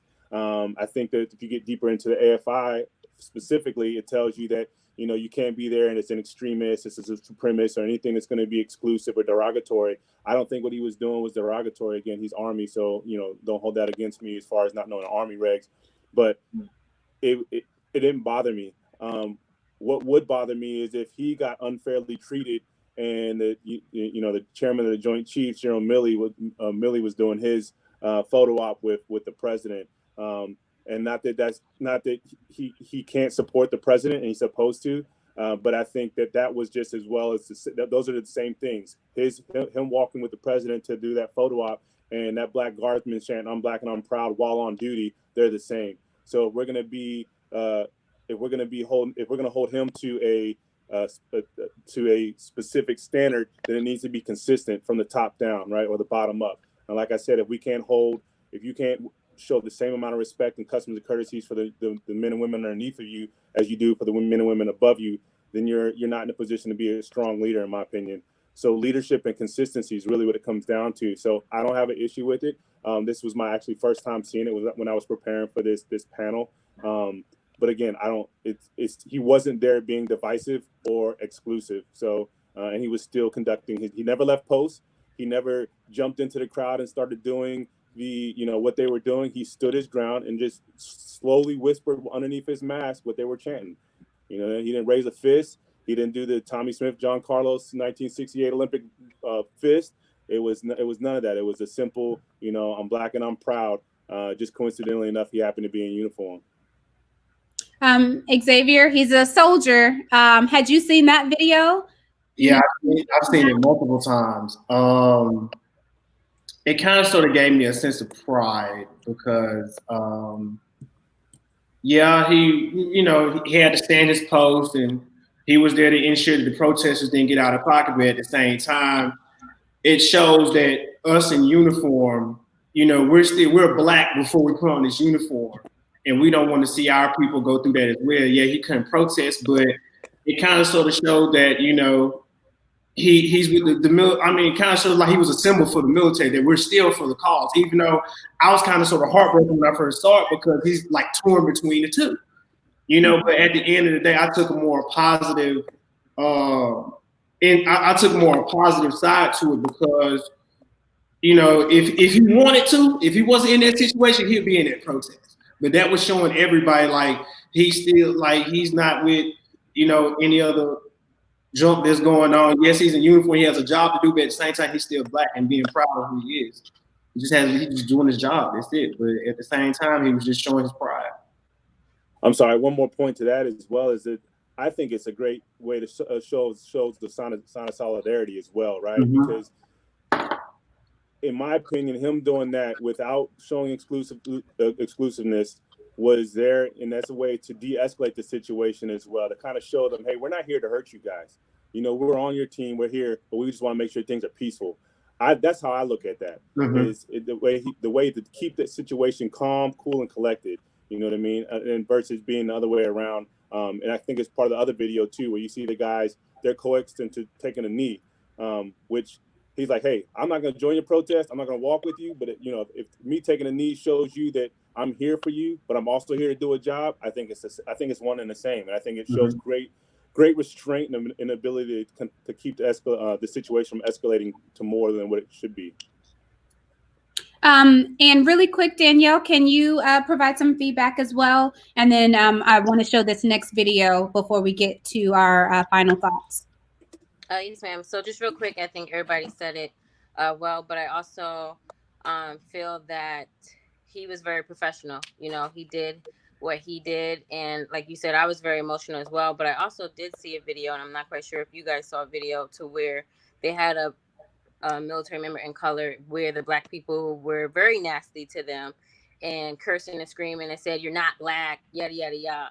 You know, and I honestly wouldn't know how I would respond being in that, you know. So I think, and I don't know if that's the next video you're going to show or so, but I think they was very professional, you know, and with honor, you know, they show that they was proud to be Black in uniform. So that's about it. Okay. So this next video I'm going to share, this one frustrated me specifically as a guardsman because it's a video of Keke Palmer and it went viral and a lot of people were like, oh, she's right. And, they see this is the problem. They need to listen to her. But there's a degree of misunderstanding that a lot of people who are civilian who have never served, they just don't understand. So I'm going to show the video and then I'll come back around for thoughts. Period. Keke Palmer asking National Guard members to march alongside protesters in Los Angeles on Tuesday. We need you. So then march with us. March beside us. You get your people. Y'all march beside us. March beside us. March beside us. Let the revolution be televised. March beside us and show us that you're here for us. Make history with us. Please. Let's just do it. March with us. We start marching. And you march with us. Please. Just do it. Do it. Just do it. Do it. Please do it. Keke. So my frustration with this video, as much as I like Keke Palmer, as much as I like her, and Xavier, I'm going to come right back to you in a second here. I'm going to bring in Capri, and then I'm going to come back and get your thoughts as well. So as much as I like Keke, she's missing a critical point. We can't just decide that we're going to, all right, as guardsmen, as military members, the Guard is still a part of the military, and we have orders to follow. And we can't just decide, yeah, you know what? I know I'm supposed to be right here, but I'm going to go march in this protest. Daniel, I'll start with you. Yeah. So, I think on these forums, she has a big platform and people will want their fame, right? I'm not saying that she wasn't genuine or she was sane, but she doesn't know what she doesn't know. Mm-hmm. And she's trying to spark something up in him, and I think the two dudes did very well. They're like, you tripping, you know what I mean? Yeah. But I think that it's just a case of being misinformed on the military and how we operate, and I think it's also her trying to spark a change, but her personality is not bigger than their well-being. You know what I mean? So, right. So that's how I feel about that thing. I mean, I understand it, what she did, but I think she was using her influence to try to do something that you just can't do. You know what I mean? So for me, personally, I just think it was kind of. I mean, we're on the inside looking out at her. So a lot of civilians that might be listening to this might not understand how we operate, but come on now, seriously. Right. The revolution must be televised. And Gio, your thoughts? Two things I noticed. So I don't have an issue with what she was saying yet. I don't know what her personal agenda was, because a lot of celebrities now are doing this. Like, a lot of white celebrities like, oh, I'm the problem. They're getting on their social media. And you could tell if it's genuine or not. Seemed a little too WWE scripted for me. You know what I mean? Like, she's rhyming everything. Like, she sounds like it's the movie The Warriors. You know what I mean? Like, trying to get everyone hyped up. With that being said, from my point of view, it was a tactical mistake. I personally think that all of them were taking a knee. I understand, they're I would take charge of our general orders for security force. I'll take charge of my post to properly leave, and all that. You're taking a knee like that, and then someone's not watching your six. They're paying attention to that one area. You are there not to harm anyone. You are there to protect the people. If people agree with why they're there or why they're not there, that is, like we said before, that's a different discussion. But I feel like they handled it in the sense of he explained the individuals that were there explained it the best way they could. Hey, we are here. We are to protect these people. We're here to protect these stores. They had a job to do. They respected the protesters and they went about it the right way. So I see no fault in what they did. I just feel like tactically it could have gotten bad if someone wanted to hurt them or hurt someone else, because they all in solidarity. Yes, they took a knee. It's beautiful to see. I get it, but it could have gone a lot worse from the perspective I'm looking at from security forces of, hey, no one's looking behind. They even said that we have all this cargo here, we have all this gear. They weren't paying attention to it. That's how I viewed it. Right. So I didn't see anybody. I didn't know if I missed it. I didn't see a knee. I don't know. That's another video. So there's a bunch of these videos that have been making the rounds. There's videos of military members doing the Dougie and the cha-cha slide. And, there's a bunch of these videos that have gone viral and have made the rounds. These are just two that I've selected, but there was one where military members or National Guardsmen decided to take a knee in solidarity as well. So I guess they're going to do what their stripes can handle or their rank can handle. I guess. Capri, it was in fact that video. So there's another a longer cut of that same exact video. I wasn't going crazy then. I'm sorry. I was like, wait, I sound real freaked out right now. Like, I swear I watched the same video. Got it. The same video, but from a different angle, from a different camera. And I'll slightly disagree with you for a sense in the fact from a tactical perspective, there's only 3 of them there, and if they were going to get mobbed, it didn't matter if they were on a knee or not. So I'll say that from a tactical perspective and just being from the world of advising, which is I'm a air advisor, not by trade, but as a secondary FSC. Some of the things you got to look at is what your situation can handle. How can I de-escalate this situation? And not to say that was what they were thinking, but to see them take a knee, like that was their way of saying, hey, I'm not marching with you and I can't do more and I can't leave this post. But if me taking a knee is enough for you to leave us alone so that we can go back to our jobs, then I'll take the knee.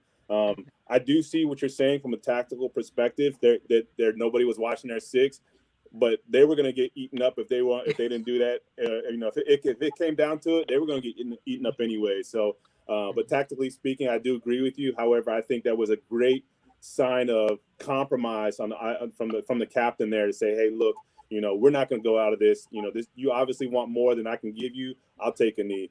There was some hesitation on all 3 of their parts, but I think they felt at the time that was the best they could do, and it was going to allow the conversation and in fact, it did ease the tension too. If you watch the video, so I think it was a great tactic on his choice, and it kind of it was a good compromise in my opinion. Absolutely. Okay, so we're getting ready to wrap up here, but before we do, we've got one last topic, and that's that flag debate. The Confederate flags being banned on certain installations, and the suggestion of certain bases being renamed. I'd like to give this question specifically to our senior leaders on the panel. I'll start with you, Aaron. Is this helpful? Is it harmful? Is this what we want? Did we ask for that? This is what we want. This is helpful. I think it should have been something that should have been done a long time ago. And I don't know why the DOD as a whole hasn't made it a situation versus each branch handling it on their own. You can go into the history books. That flag has nothing to do with Southern heritage other than the states fighting for their rights to own slaves. It was a 4-year period in our history where the Confederates battled the Union for the states' rights to own slaves because they were seen as a commodity that benefited them from the industry. Cotton was the sole, not cotton, but the agriculture was how they made their money. Slaves were the ones that tilled the land and did all the work, and that's how they got all their income. And that's what it was about. The thing that bothers me the most is folks don't even understand what the true history of the Confederate flag is. If you ask somebody what the Confederate flag is, they won't tell you that the first Confederate flag was the blue bonnet that was replaced by the stainless banner, that was replaced by the bloodstained banner, and then ultimately replaced by the stars and bars before the Confederate battle flag even made it into the books. Before they could even decide to make that their flag, they lost the war. They lost the Civil War. So why are we still holding on to that flag? Oh, and by the way, the only reason that flag resurfaced in the South the way it is now is because in 1950s, when the Civil Rights era came about, the KKK and the Dixiecrats are the ones that resurfaced that flag as a show of solidarity for white supremacy. That's why that flag has a broken history within the Black community. That's why the flag needs to be banned from all base installations. And that's why we're in the turmoil that we're on with the complexion of what it stands for and why it's not allowed. And I can go all day about the flag, but hands down, I just don't think it should be displayed on base. We can talk about your respect to display it because freedom of speech, yada, yada, yada. Sure, I'll listen to it. I just don't think it has any room for any military installation with good morale and welfare. Daniel? Yeah, so absolutely, I agree 100%. It has no value, and it's not even on base. But I want to touch on one thing that is prevalent, and people haven't seen much action from the Air Force on this. Right, we're behind even NASCAR on this. But let me tell you, having a little peek behind the curtain. I'm not going to disrespect that curtain by putting everything out here, but I will say that it's been being worked on. It is in discussions, and there's some static that has come, and that's why you have not seen it yet. But don't fret, Air Force, that day is coming somehow, some way. I think right now it's just being figured out. So that's straight from if you know who the horse I'm talking about, that's straight from the horse's mouth. So yeah, so stand fast, and Air Force is not far behind. I know a lot of people out there getting rude. I see a lot of posts about it. That's why I'm talking about it. And I'm always seemingly on the defense. I'm just trying to let people know that stuff is happening and it takes time. They just can't. I know enlisted Jesus, I got it. You know what I mean? Jesus is also a man, and he's a man who is trying to do what's right for all of us. And so we all have checks and balances, and I think some of those checks and balances have taken course. So we're getting after that too. Okay, Capri, and then Danielle. Well, I won't lie. I was very naive when it came to the Confederate flag. I didn't know the meaning of it until I got stationed at Keesler Air Force Base in Mississippi. And when me and my husband lived in Ocean Springs, all of our neighbors had Confederate flags right there next to the American flag. And I didn't know the meaning until when I went to work, and a lot of my coworkers that were from Mississippi told me the history, and I looked it up. And then that's when I saw the Confederate flag, to me, my personal opinion is it means racism. I feel like, and I hate to say this, when I see it, if I see you hanging the flag, driving down the street, and it's sitting there hanging from your truck, I'm like, oh, he must be a racist. And that's the first thing that always comes to mind. And I don't think the Confederate flag has a place in the military whatsoever, especially with what's going on today in 2020. It definitely, like the Colonel said, needs to be removed from all bases. No affiliation. If that's what you want to hang from your front yard and on your personal time, then that's your opinion, your beliefs. But on our military installations, no, because on our military installations, Army, Marines, Navy, Air Force, we're a family. Regardless, and it has no place in the military whatsoever. Danielle? Just real quickly, just to piggyback, anything that supports that reflect anything with slavery, whether it's the flag or personnel, things named after people who was slave masters, need to be removed. And that's just what it is.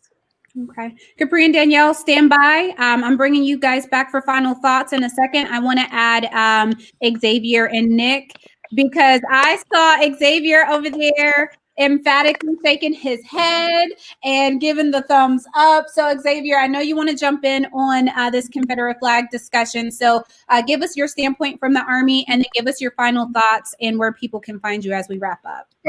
There has been on this, I forgot what base. I think it was Fort Stewart. It was a video that went viral. It was a Snapchat video. And he was told to take his flag down. And then his first sergeant got reported and everything. It was a big, big thing. The Army has 10 installations named after Confederate generals. I think they should be renamed as well. There's people that know the history behind the Confederate flag, and they know it's a base and it supported slavery, and they still wave it around and wear it, and that's not okay. It has no room in any branch of the military. I'm sorry, it's a symbol. To me, it's a symbol of slavery and racism. And when you blatantly wave that flag around and hang around the back of your truck, it's not okay.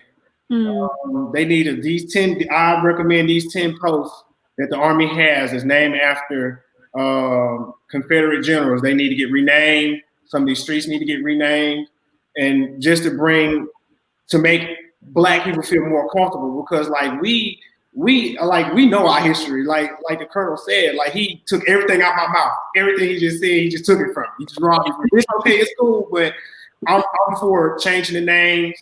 I don't know how many posts y'all have named after generals and stuff like that. They're affiliated with the Confederate flag, but it got it. Okay. Any final thoughts before I let you go? And please, please, please be sure to share where people can find you and any projects that you've got going on. I don't currently have any big projects going on. You can find me on Facebook at Xavier Hill. I just don't really. I'm working on some projects soon. Like I'm in the middle of PCS right now during COVID, and that's pretty much the hardest thing I've ever go through since I've been in 10 years. And, yeah, so like find me, DJ Zay the Great on Instagram. I'll post my social media in the comments when I go back and do this. That's just pretty much it, really. I just I want to see change, and in order to see change, you gotta want to be part of it. You gotta be want to change you want to see. Currently, right now, with the only thing I'm working on right now is getting with some of this leadership and sitting down having this discussion to break the ice within the Army. So that's just where I'm at right now. Well, thank you for being the lone representative of the Army. You have your own, though. And I can't wait to have you back for further discussion. It will be a pleasure to be back. It'll be a pleasure to be back. All right, Nick, what are your thoughts? So growing up in South Carolina, that's where I lived the longest in my life. I saw a lot of that growing up, and it was pretty normal to me. I didn't know. It wasn't until I moved and I got a bit older is when I realized the history behind it. And Colonel took, I understand the history. He took the words out of my mouth. He knows it back and front.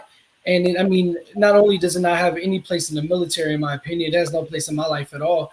There was a guy at one of my bases. He had the Confederate flag flying out the back of his truck. He got it taken down, and it was a big stir. Like a lot of people felt like he should be able to have it, and this and that. And what honestly bothers me the most is people say it's heritage, not hate, right?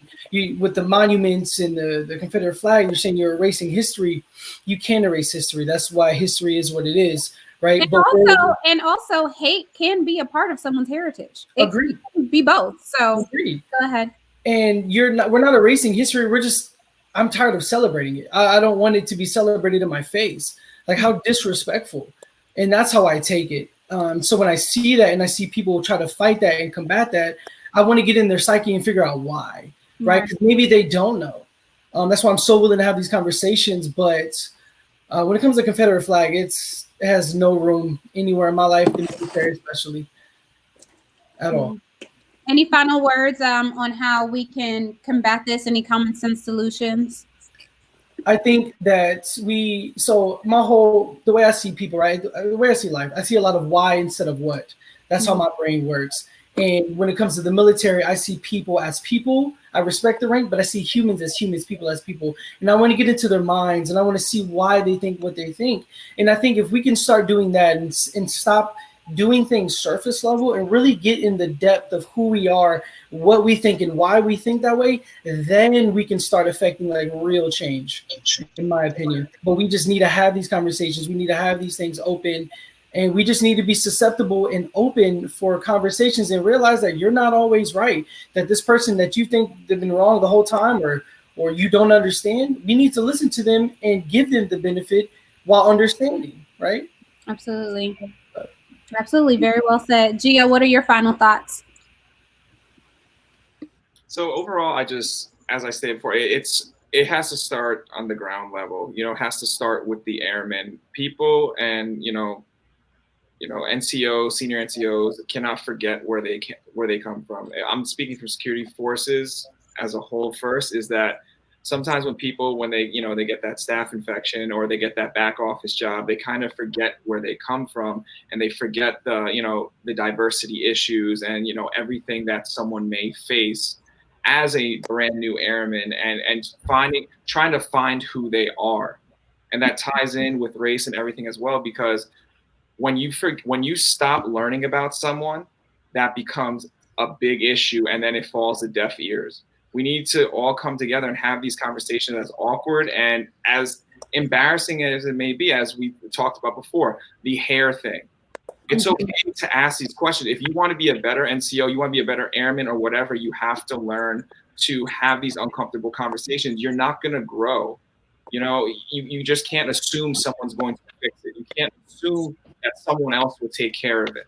It's the whole thing with, for example, the George Floyd thing. Everyone's posting everything on social media, but is anyone talking to their congressman? Is anyone taking the next step to better their community? And the same thing with the military. We have to take these next steps to better ourselves, because we have to look ourselves in the mirror. Are we doing everything on our end? Because everyone likes to say, oh, we need to change this, we need to change this. Okay, it starts with us, and we need to take that step forward and welcome the conversation. Too many times people of color, brown or black, when racial tensions happen, what do? We kind of stay to our own, because it's always been, we have our back. We have our own back. Hey, I have you, you have me. All right, perfect. It can't be like that anymore. Everyone could play the blame game. Well, you said, like, if I argue with my wife, it doesn't go anywhere. Well, I'm mad because you did this. Well, you did this. It doesn't work like that. You have to start from a fresh slate. And that's what everyone needs to do right now. Hey, I may have said something that offended you. You know what? All right, let's start over. And that's how it has to happen, in my opinion. So very well said, Gio. Thank you. Danielle, any final thoughts?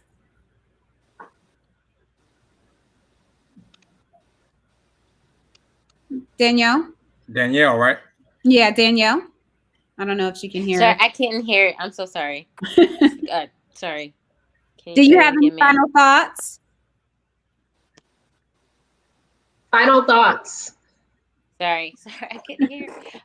No, but I agree with everybody saying it's just knowledge, giving everybody knowledge. Just like when the airman said that the flag was his heritage. They also have to be willing to learn our heritage and why it angers us when we see it. Don't just because we're being sensitive or soft, but just know what our ancestors went through.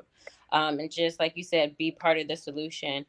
Have the uncomfortable conversations, and just kind of just continue to press the conversations with people, just so we can everybody be full of knowledge, and support the cause. Absolutely. Capri? So I feel our commanders need to have that honest, open conversation, not sugarcoating it and letting their airmen be who they are. And when I say be who they are, meaning not forget, we're all military, but we're Black first. And it's okay for us to express how we feel. If we're angry, it's okay to say that we're angry, because letting that known, that helps with the change. And that helps our leaders like Chief Wright and General Goldfein and them know what to do to help improve what's going on in the military with African Americans. Like I said in the beginning of this, I'm guilty of it. Like when situations happen, I don't watch the videos because I know how it affects me. Because I have an 18-year-old son, and I know he does not have common sense. And I know that he would be one of those ones to make a dumb decision. And that scares me, especially in today's world. And so for my own feelings, because I'm such a baby, I don't watch videos like that. However, I hear about them because my husband still watches them. But it's when I go to work, I'm always Master Sergeant Vasquez. And I forget that even though I'm in the military, I'm still Capri first, a Black woman in the military. And I need to make sure that my airmen know that I'm not just numb to all the situations and the racism that's going on in the world, that I do feel what they're feeling. I do have that anger in me, but I just hold it in and I wait and I let unfortunately, I come home and I let my husband hear it. And I voice it to him, I voice it to Danielle. And, it's just, I want the commanders to be able to speak up instead of having that closed door conversation and talking to the chief and being angry and letting their frustrations out there. Do it in front of your airmen, because the airmen need to see that. The airmen need to know that, even though their colonels and chiefs and majors and captains, they're angry too. So I feel like the commanders just need to, not even commanders, just any person in leadership role, they just need to show their airmen like, hey, you know, we're angry just as much as you are. You know, it's just not the airmen and the junior NCO. Thank you, Capri. Daniel, your final thoughts? Yeah, so I liked what he was talking about. He was talking about the what. So I have a kind of a little bang going out. So I can't speak for all Black people, but I can tell you what I want. And what I want is an authentic connection. That means I want you to understand my experience. I want you to ask hard questions and not judge me when I give you the hard truth. I want you to take time and effort to see the world as I do. I want to be seen as a whole person and not a stereotype. I want you to know how being an American can be both a source and a of pride and pain. I want you to understand the harm caused by discrimination and join me in speaking out against injustice and inequality. I want you to embrace cultural differences rather than merely tolerate them. I want you to celebrate with me the strengths and the beauty of my culture. I want you to cry with me when racism and hatred win. I want you to be able to connect with us as someone who is both different and the same. I want you to understand that differences is what makes us special and the similarities are what makes us human. And that's what I would like to see from everybody who's tuning in and across the Air Force, across the world, across society, everywhere. That's what that is a serious call to action, and I need a copy of that. So I'm going to be playing this back and writing all of that down. I love that. That's amazing. That's amazing. Thank you. All right, Aaron, we're wrapping it up with you, sir. What are your final thoughts? It's tough to follow Chief's call to action there, but I'll echo those as well. Yeah. I'll just put exclamation on that and just say that, hey, when you ask for something, be prepared for it, right? So if you're inviting these conversations in, make sure you're prepared to genuinely handle them. And I would say try to take the emotion out of it, because a lot of people are going to bring their emotion and their history on what they've been taught and expect you to confirm that or to validate what they believe. So, these conversations are tough. Aren't easy. And I'm not saying to shy away from them, but you asked for it. So be prepared for them. And it's okay that you're not going to have a response to every single thing, but know where they can go to look at them, right? There's books out there, White Fragility. Why do all the Black kids eat together at the cafeteria or sit together at the cafeteria?